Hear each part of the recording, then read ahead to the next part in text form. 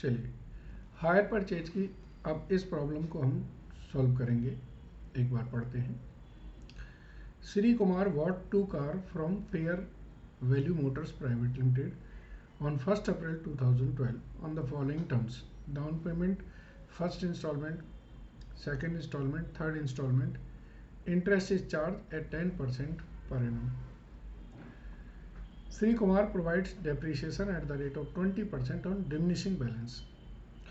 On 31st March 2015, Sri Kumar failed to pay the third installment, upon which Fair Value Motors Private Limited repossessed one car. Okay. Sri Kumar agreed to leave one car with Fair Value Motors and adjusted the value of the car against the amount due. The car taken over was valued on the basis of 40% depreciation annually on written non-value basis. The balance amount remaining in the vendor's account after the above adjustment was paid by Sri Kumar after 3 months with interest at the rate of 20%. Calculate the cash price of the car and the interest paid on each installment. Friends अब आप देखिए कि यहाँ पर हमें cash price नहीं दी हुई है। तो जो मैंने हायर परचेज में इंटरेस्ट की मेथड्स बताई थी उसमें 2 मेथड थी, एक में जब कैश प्राइस दी हो और एक में जब कैश प्राइस नहीं दी हो। तो जब कैश प्राइस नहीं दी होती है तो रिवर्स कैलकुलेशन करके हम इंटरेस्ट निकालते हैं, लास्ट इंस्टॉलमेंट से हम वर्किंग करते हैं। ठीक है, चलिए तो इसको करते हैं। पहले तो कैश प्राइस निकालेंगे, इसके बाद ही आपका क्वेश्चन शुरू होगा। ठीक है, तो पहला एक वर्किंग नोट बना लें।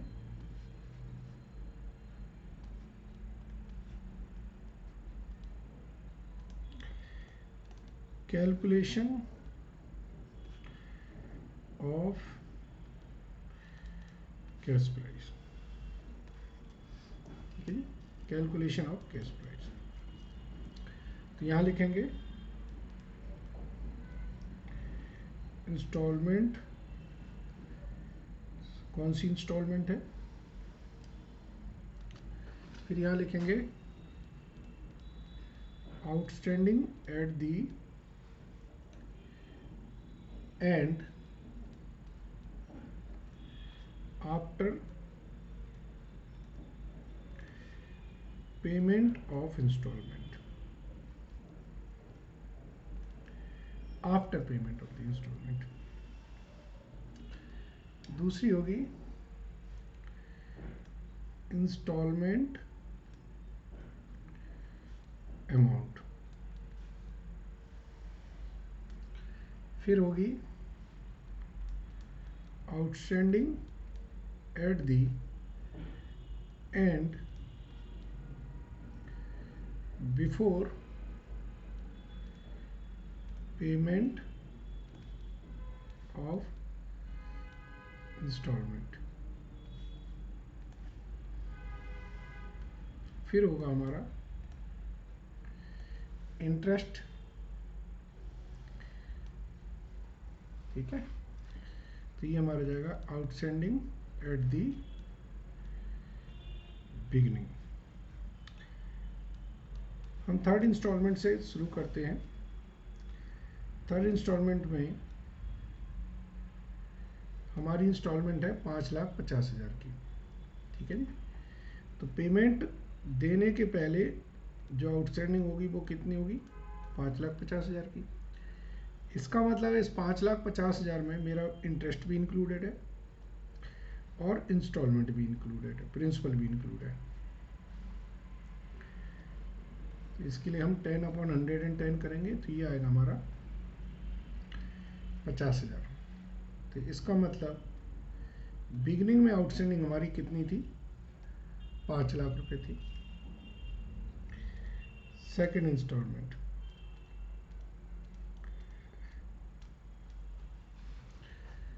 ₹5,00,000 हमारी एक तरह से बिगिनिंग में आउटस्टैंडिंग है। इंस्टॉलमेंट अमाउंट कितनी है, 490। ठीक है, तो टोटल आउटस्टैंडिंग कितनी हो गई, 990, दिस प्लस दिस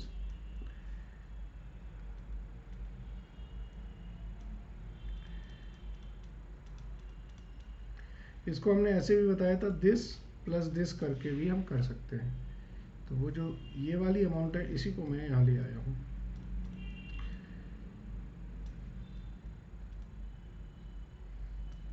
ठीक है जी। फर्स्ट इंस्टॉलमेंट में शुरुआत में आउटस्टैंडिंग है मेरी 9 लाख, इंस्टॉलमेंट मेरी है 4,20,000 की, तो टोटल हो गया 13,20,000। ठीक है जी। इंटरेस्ट कितना आएगा?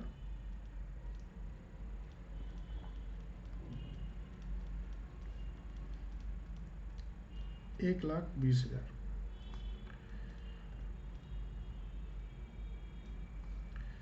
तो ये हो गया 12 लाख। ठीक है। तो कैश प्राइस क्या होगी? डाउन पेमेंट प्लस इंस्टॉलमेंट की जो प्रिंसिपल है, इसको ऐसे कर दें, 12 लाख रुपए तो हमने इंस्टॉलमेंट में दिए हैं, तो कैश प्राइस होगी मेरी 12 लाख प्लस 6 लाख, ये हम जो डाउन पेमेंट भी दे रहे हैं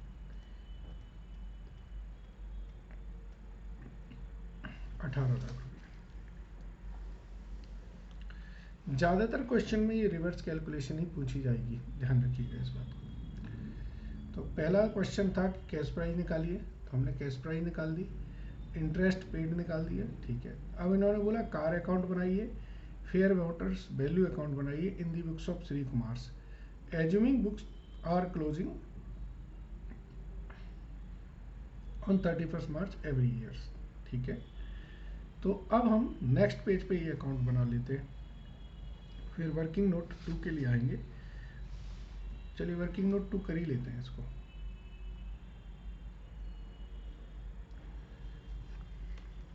वर्किंग नोट 2, वर्किंग नोट 2 में उसने कैलकुलेशन कर रहे हैं हम लोग, एग्रीड वैल्यू फॉर कार रीपोजेस्ड, जितनी कार रीपोजेस्ड करनी है उसने, एक कार रीपोजेस्ट करी तो एक की एग्रीड वैल्यू। ठीक है जी। चलिए ये हम फेयर वैल्यू के हिसाब से बात कर रहे हैं, और ये हम एग्रीड फॉर रीपोजेशन। ठीक है। चलिए कब खरीदी कार उसने? 1 अप्रैल 2012 को खरीदी है, तो उसकी कॉस्ट कितनी है? 9 लाख रुपया।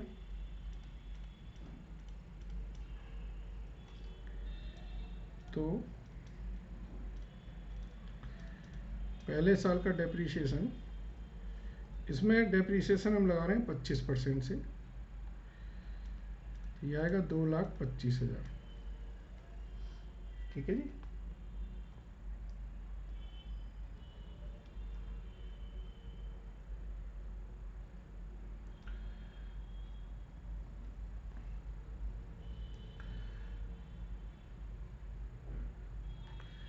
और यहाँ पे लगा रहे हैं हम 40% से, तो ये आएगा हमारा 3,60,000। तो 1 अप्रैल 2013 को रिटर्न डाउन वैल्यू हो गई मेरी 6,75,000 और 5,40,000। फिर दूसरे साल का डेप लगाए हम, तो 6,75,000 का कितना आएगा? 1,65,168,750, और यहाँ पर आएगा 2,16,000। 1 अप्रैल 2014 की जो रिटर्न ऑन वैल्यू होगी वो होगी, एक मिनट जरा कैलकुलेट कर लेते हैं,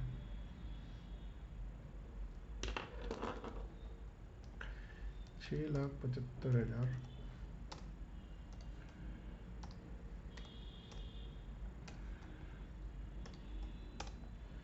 ये आएगी हमारी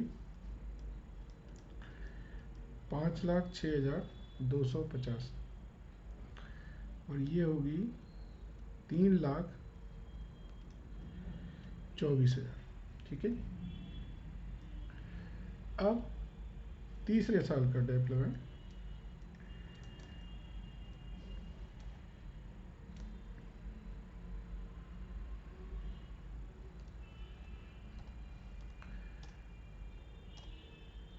तो ये आएगा हमारा 1,26,563 और इनका डेप आएगा 1,29,600। ठीक है।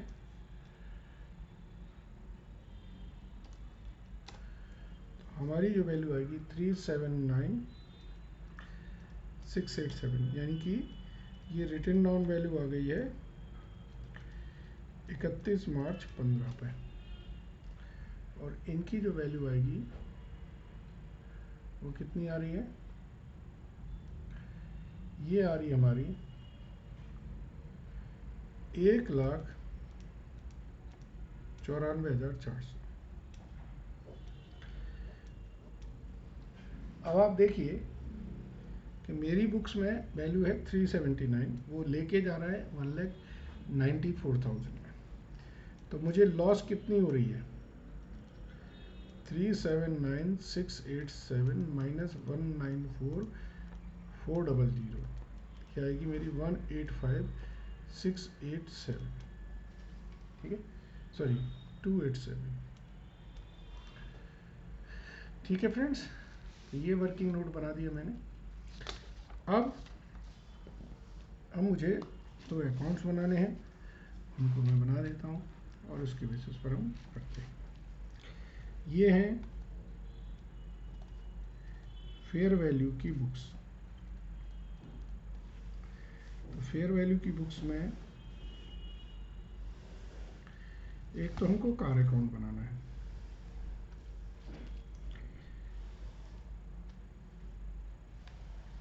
और एक बनाना है हमको पार्टी का अकाउंट। पार्टी का नाम क्या है, श्री कुमार्स। नहीं, श्री कुमार ने बॉट की है फेयर वैल्यू से, तो श्री कुमार की बुक्स होगी ना, ये फेयर वैल्यू की बुक्स नहीं होगी, ये श्री कुमार्स की बुक्स होगी। ठीक है। एक हमारा अकाउंट बनेगा फेयर वैल्यू का और एक अकाउंट बनेगा हमारा कार का।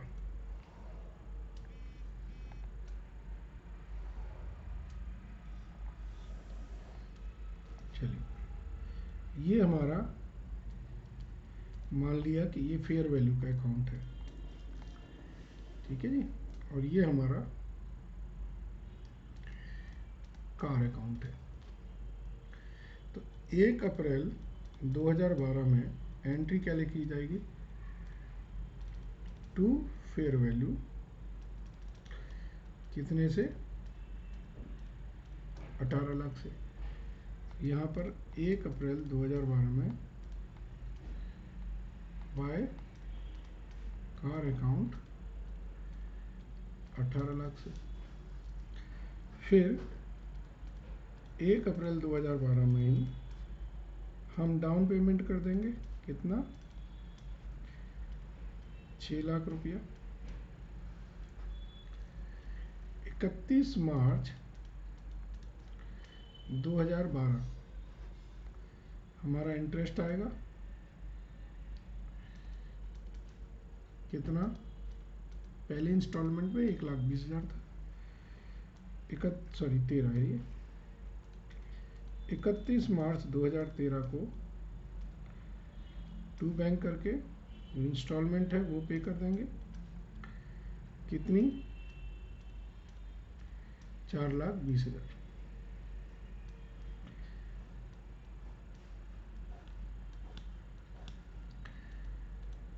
19,20,000, 19,20,000। ठीक है,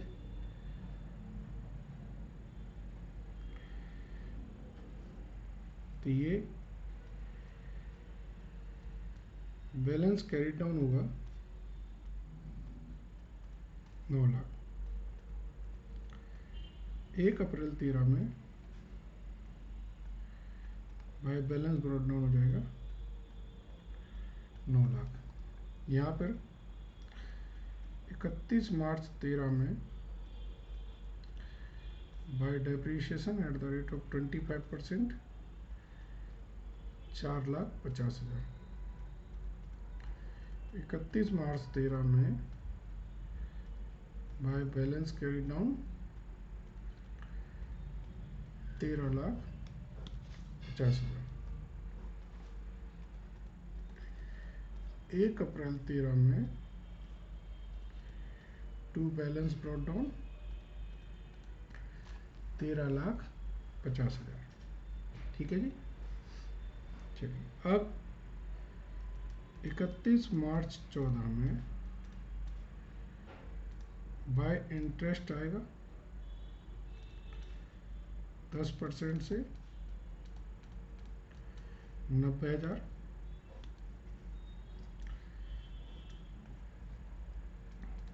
31 मार्च 14 टू बैंक पहली इंस्टॉलमेंट जाएगी 4,90,000। 31 March 14 to balance carry down 5 lakh रुपया। ठीक है, 1 April 14 by balance brought down 5 lakh रुपया। ठीक है, यहाँ पे 31 मार्च 14 बाय डेप्रीशिएशन, अब इस पे लगा दीजिए डेप्रीशिएशन, ये आएगा हमारा 3,37,500। 31 March 14 by balance carry down how much, 10,12,500।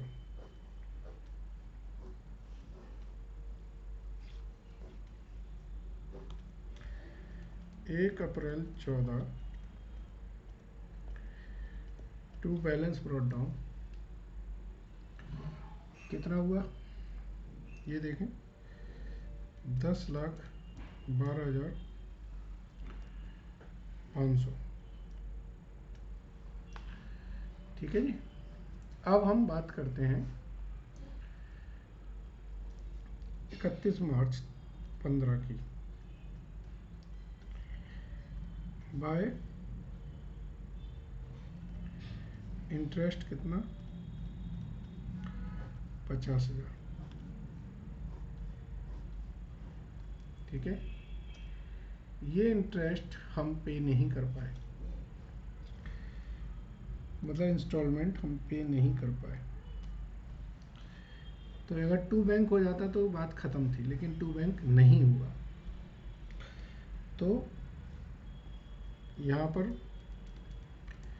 31 मार्च 15 को पहले तो हम डेप लगा देंगे 25% से। डेप आता है मेरा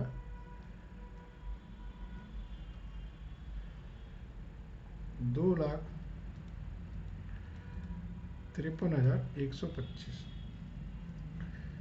31 मार्च 15 को अब एक कार रीपोजेस्ड हो रही है, तो एंट्री होगी hire vendor account debit to car, तो by fair value private limited car repossessed, कितने पे ली उसने, 1,94,400। तो to car account 194,400। Working note 2 मैंने बनाया इसके लिए, उसको रेफर कर सकते हैं। ठीक है जी। 31 मार्च 15 में बाय प्रॉफिट एंड लॉस जो लॉस हो रही है वो लिख देंगे 185 287। ठीक है जी। अब जो एक कार आपकी बची 31 मार्च 15 में बाय बैलेंस कैरी डाउन 379687।